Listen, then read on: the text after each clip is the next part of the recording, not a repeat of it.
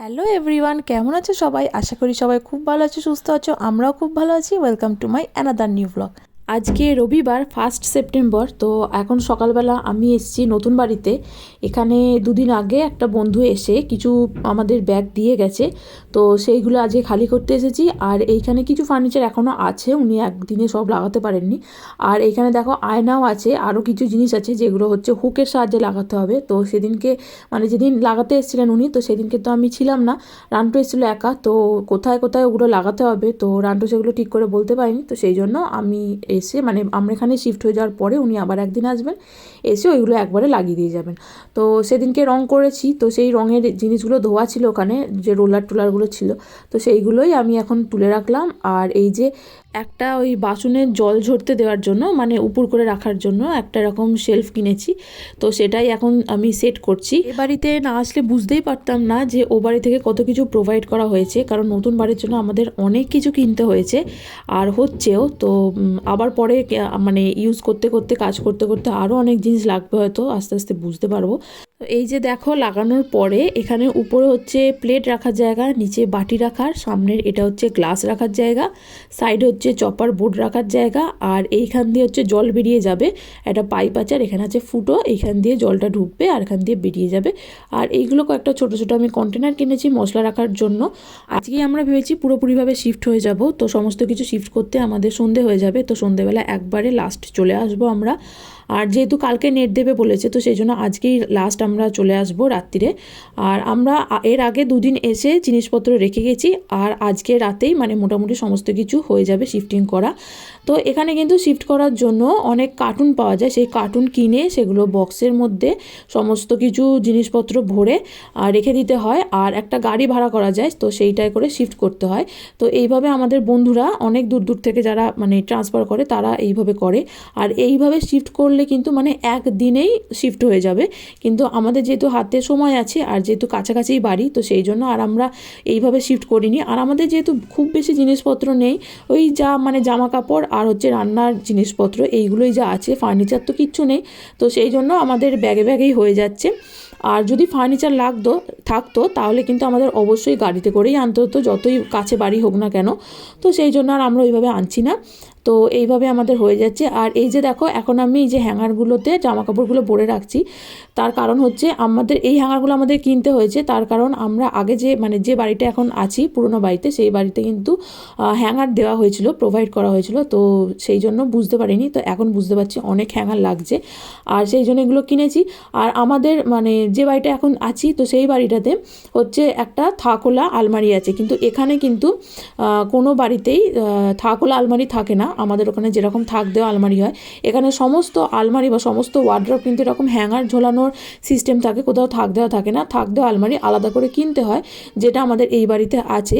তো এখানে আসার পরে বুঝতে পেরেছি যে থাকের খুব দরকার এরকম একটা আলমারি, তো যেহেতু এক্ষুনি সেটা কিনতে পারবো না আর কেনার মানে জায়গাও নেই এখানে রাখার, তো সেই জন্য আমি কি করব, ওই যে কার্টুনে করে জিনিসপত্র এসছে আমাদের, সেই রকম ছোটো ছোটো কিছু কার্টুন আছে, তো সেইগুলোকেই আমি স্টোরেজ বক্স মতো করব, শেলফ করার মতো। তো সেইগুলোতে করেই জামা কাপড় আমি রাখবো। এখন এতদিন কাজের মধ্যে ব্যস্ত থাকার জন্যই হয়তো অতটা বুঝতে পারিনি, তবে কাল রাতে হঠাৎ করে আমি রিয়েলাইজ করলাম যে কাল রাতটাই ছিল আমাদের শেষ রাত ওই বাড়িতে। অলরেডি আমি দুটো বাড়ি ছেড়ে এখানে এসেছি, অর্থাৎ একটাই যেখানে আমি জন্মেছি আর একটা হচ্ছে আমার শ্বশুর বাড়ি। দুটো বাড়ি ছেড়ে আমি এখানে এসেছি, কিন্তু ওগুলো ছাড়তে আমার কোনো দিনও কষ্ট হয়নি, কিন্তু এই বাড়িটা ছাড়তে আমার বেশ মানে মনে কষ্ট হচ্ছে। তার কারণ হয়তো ওই বাড়ি দুটো আমি জানি যে যখনই আমি যাই না কেন ওই বাড়িতে আমি থাকতে পারবো বা দেখতে পারবো, যেরকম দেখে এসেছি সেই রকমই আছে বাড়িগুলো, এবং যতদিন ইচ্ছা আমি ওখানে থাকতে পারবো, যখন ইচ্ছা আমি যেতে পারবো আসতে পারবো। কিন্তু এই বাড়িটা হয়তো এমনই যেখানটায় মানে আমি আর একবার ছেড়ে গেলে আর হয়তো আমি ওই বাড়িটায় যেতে পারবো না, বা আসলেও হয়তো ওই রকমই একই রকম থাকবে না, সমস্ত কিছু চেঞ্জ হয়ে যাবে, সমস্ত মানুষ ওখানে পরিবর্তন হয়ে যাবে। তো সেই জন্য এই বাড়িটা ছাড়তে আমার কষ্টও লাগছে। আর এছাড়াও হচ্ছে হয়তো এই বাড়িতেই রুদ্রাংশ জন্মেছে, তো সেই জন্য এই বাড়িতে অনেক স্মৃতি আছে আমার জড়িয়ে। ও মানে ওর মোটামুটি 6 মাস ও বাড়িতেই কেটেছে, তো 6 মাসের যত স্মৃতি আছে সমস্ত ও বাড়িতেই আছে। তো তাও ভালো যে আমি কিছু ছবি তুলে রেখেছিলাম ও রুদ্রাংশের সাথে, তো সেই ছবিগুলো দেখব। আর তো এই আজকে সকাল থেকেই আমার সেই জন্য মনটা বেশ মানে ভারাক্রান্ত আমি। তো সেই জন্যে কাজের মধ্যেই আমি নিজেকে রাখার চেষ্টা করছি। তো সেই জন্যই সকাল হতে আমি এই বাড়িতে চলে এসেছি কাজ গুছানোর জন্য। তো যাই হোক, চলো এইসব কিছু গুছিয়ে নিয়ে ও একটা ব্যাগ নিয়ে আমি একবারে চলে যাব ও বাড়িতে। গিয়ে ও বাড়িতেও কাজ আছে, আবার ও বাড়িটাও কিছুটা পরিষ্কার করতে হবে যতটুকু ফাঁকা হয়েছে। তারপর আবার সমস্ত রান্নার জিনিসপত্র গুছোতে হবে। আরও কিছু জিনিস আছে সেগুলো, রুদ্রাংশেরও কিছু জিনিস আছে সেগুলো গুছোতে হবে। তারপর এ বাড়িতে আসবো। আমাদের এক বন্ধুর বাড়ির দরকার, তো কালকে সে এসেছিলো ভিউইংয়ে। তো সে দেখে গেছে, তার পছন্দ হয়েছে বাড়িটা, কিন্তু এখন ওনারের উপর ডিপেন্ড করছে উনি দেবেন কি না। তো একটা বন্ধু যদি নেয় তাও ভালো, যে তারই মানে আমরা ইচ্ছা মতো সেখানে গিয়ে একবার ঘুরে আসতে পারবো ওই বাড়িতে। তো চলো, আমার মোটামুটি গুছানো হয়েই গেছে। এই যে দেখছো, এই বক্সগুলোতে আমি এইভাবে জিনিসগুলো রেখে দিয়েছি আর এক সাইডে করে রেখেছি, যাতে মাঝখানে থাকলে অসুবিধা না হয় নিতে। এবার আমি পুরনো বাড়িতে চলে এসেছি। এসে আমি স্যালমন মাছের ঝাল করছি। তো প্রথমে তেলেতে কাঁচা লঙ্কা আর কালো জিরে ফোড়ন দিয়ে তাতে একটু পেঁয়াজ ভেজে নিয়ে তারপর যে রোজকার মশলাগুলো থাকে, ধনে গুঁড়ো, জিরে গুঁড়ো, হলুদ, অল্প নুন, টমেটো দিয়ে সেটাকে কষিয়ে নিচ্ছি। কষিয়ে নিয়ে তারপর জল দিয়ে ফুটিয়ে নিয়ে তারপর মাছগুলো দিয়ে নেবো, তাহলেই মাছের ঝাল হয়ে যাবে। আর এই মাছে একটু অল্প নুন দিতে হয়, বেশি নুন দিলে হয় না, কারণ এই মাছটা এমনিতেই নোনতা। আর এই মাছটা ধোয়ার সময় নুন দিয়ে ধুতে হয়, নুন মাখিয়ে তারপর ধুতে হয়। আর তাহলে এর যে একটা গন্ধ থাকে সেই গন্ধটা চলে যায়। আর না হলে লেবুর রস দিতে হয় শেষে রান্নার পরে, তাহলে গন্ধটা অতটা লাগে না, কারণ এটা একটা সামুদ্রিক মাছ সেই জন্য। তো আজকে সকাল থেকে আমি ভীষণ ব্যস্ত, মানে ভীষণই ব্যস্ত। যারা ভাড়া বাড়িতে থাকেন তারা জানবে যে শিফটিং করতে কতটা ঝামেলা পোয়াতে হয়। তো সেই জন্য আজকে আমি সকাল থেকে ভীষণ ব্যস্ত, মানে একদম মানে নিঃশ্বাস ফেলার সময় নেই। তো যা হোক করে দুপুরবেলাটা আমার একটু রেস্ট নিতে হয়, নাহলে সারাদিন খাটাখাটনির পর আমি থাকতে পারি না। আর সেই সময়টা রুদ্রাংশ একটু ঘুমোয়, তো সেই জন্য ওর পাশে আমি একটু গড়িয়ে নিই। তো এই যে রান্নাবান্না করে খেয়ে দিয়ে নিয়ে আমি একটু খালি রেস্ট নিয়ে নেবো, কারণ তারপরেই উঠে আবার সমস্ত কিছু প্যাকিং করে আবার আমাদের ও বাড়িতে যেতে হবে, এবং যত তাড়াতাড়ি সম্ভব ও বাড়িতে যেতে হবে। তার কারণ রাতের খাবার আমরা ও বাড়িতেই খাবো, সেই জন্য ও বাড়িতে গিয়েই আমায় রান্না চাপাতে হবে। আর এখন আমি চেষ্টা করেছি এই সপ্তাহে যে ফ্রিজে যা কিছু আছে সমস্ত মাল আজকে শেষ করে ফেলতে, মানে আজকের মধ্যে। আর এবারে একটা ভালো কাজ করেছি কি, শুক্রবার যে বাজার করে এনেছি আমরা সপ্তাহের বাজার, সেই সমস্ত বাজার একবারে আসার পথে ও বাড়িতে রেখে এসেছি ফ্রিজে, ফলে একটু সুবিধাও হলো। আর এই যে এখন সন্ধে হয়ে গেছে, সমস্ত কিছু ব্যাগে ভরে রেখেছি। আর ব্যাগের এখনও দরকার ছিল, তো সেই জন্য কি করেছি, ওই যে জামা কাপড় যে আনি সেই যে কাগজের ব্যাগগুলো ছিল না, সেই ব্যাগগুলো আমি রেখে দিয়েছিলাম কখনো যদি কাজে লাগে। তো এখনই সেটা মানে একদম মোক্ষম সময়, তো সেই ব্যাগেতেই আমি সমস্ত কিছু ভরে ভরে রাখছি। তবে আমার মাথায় নেই কোন ব্যাগ আমি কী রেখেছি, তো সেই জন্য ও বাড়িতে গিয়ে খুব সমস্যা হবে। আর এই জন্য এখন আমার মাথা খারাপ হয়ে যাচ্ছে সমস্ত কিছু গুছোতে গুছোতে। আর এই যে রান্নাঘরে আজকে পরিষ্কার করেছি, তো সেই জন্য এই যে ওভেনের এগুলো সেগুলো লাগানো হয়নি। আর এই যে এখানে চাল আছে, সমস্ত কিছু রাখা আছে।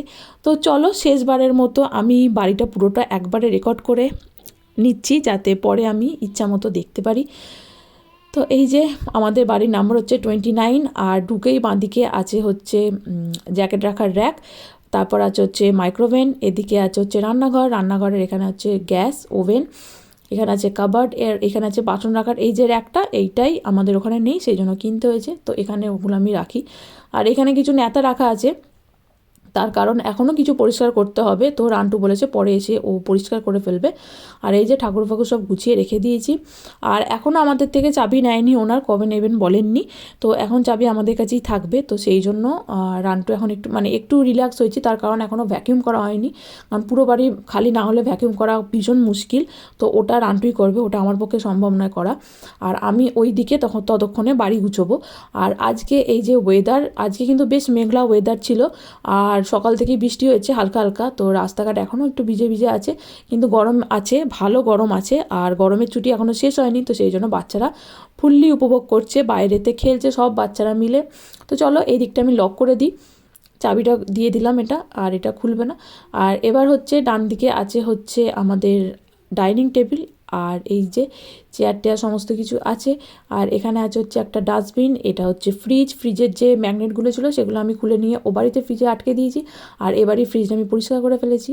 তো চলো এবার ডান দিকে আমি যাচ্ছি লিভিং রুমে। এখানে আছে বড় একটা সোফা, আর তার পিছনে আছে কাবার্ড, কুশন আছে 4টে। তারপর এইখানে হচ্ছে জানলা, এই জানলাটা দিয়ে বেশ হাওয়া আসে। আর এই জানলার যে গাছগুলো আছে এগুলো এখন মানে সবুজে ভর্তি, তাই দেখতে ভীষণ সুন্দর লাগে।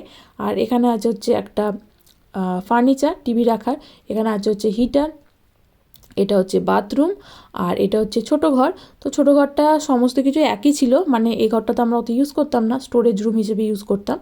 তো এটায় শুধুমাত্র বেডটা আমরা লাগালাম, কারণ বেডটা আমরা বাইরে শুতাম সেই জন্য। আর এখানে হচ্ছে একটা স্ট্যান্ড লাইট, এখানে আছে একটা কাবার্ড, এই দিকে আছে, ডান দিকে আছে ওয়ার্ড্রপ। আর এই যে এই জানলাটা দিয়ে সব সময় হাওয়া আসে, কারণ এই দিকটা হচ্ছে উত্তর দিকের জানলা। আর এইখানে মানে গরমকালে জানলাটা খুলে শুলে গরম হলে কিন্তু বেশ ভালো ঘুম হয়। তো এই যে হয়ে গেল দেখানো। বাইরে থেকে এবার প্রাণ ভরে বাড়িটাকে শেষবারের মতো দেখে নিলাম। তো এই যে আমরা ভাইয়ার গাড়িতে উঠে পড়েছি, রান্টু আসছে শেষবারের মতো লক করে, আমি আর রুদ্রাংশ গাড়িতে আছি বসে। আর একবার দেখে নিই এদিকটা। আর আমি ভাবলাম যে রুদ্রাংশ গাড়িতে উঠে হয়তো কান্নাকাটি করতে পারে, কিন্তু কাঁদছে না, ও একদম শান্ত হয়ে আছে। আর জানলাটা একটু খুলে দিয়েছি, জ্যাকেটটা তাও পরেছি ঠান্ডা লাগবে ভেবে, কিন্তু অতটাও ঠান্ডা নেই, কিন্তু যেহেতু সন্ধে হয়ে গেছে তো সেই জন্য একটু একটু ঠান্ডা লাগছে যেমন লাগে। আর রুদ্রাংশ মুখটা গোল করে এখানে বসে আছে, কিউট একটা মুখ নিয়ে। তো চলো ও বাড়ির দিকে এগিয়ে যাই। আর এখন বাজে ওই 8টা এরকম, কিন্তু দিন ছোট হতে শুরু করেছে, তো সেই জন্য এখন অন্ধকার হয়ে গেছে, মানে আমাদের ওখানে সন্ধেবেলা যেরকম থাকে আলো আঁধারি, তো সেই রকম এখন একদম পারফেক্ট ওরকম সময়। চলো তাহলে আজকের ভিডিওটা আমি এখানেই শেষ করছি, আবার একদিন দেখা হবে অন্য একটি ব্লগে। তোমরা সবাই ভালো থাকবে, সুস্থ থাকবে, আর আমার ব্লগগুলো যদি ভালো লেগে থাকে তাহলে অবশ্যই লাইক, কমেন্ট ও শেয়ার করে দিও।